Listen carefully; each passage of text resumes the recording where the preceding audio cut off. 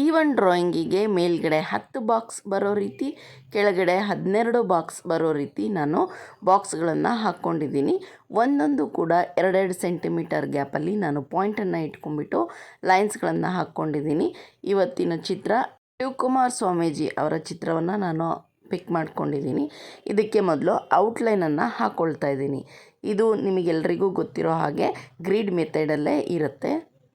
Outline ಹಾಕೋಕ್ಕೆ 2B ಪೆನ್ಸಿಲನ್ನು use ಮಾಡಿ, ಮಾಮೂಲಿ ಗ್ರೀಡನ್ನು ಹಾಕಲಿಕ್ಕೆ HB ಪೆನ್ಸಿಲನ್ನು ಯೂಸ್ ಮಾಡಿ.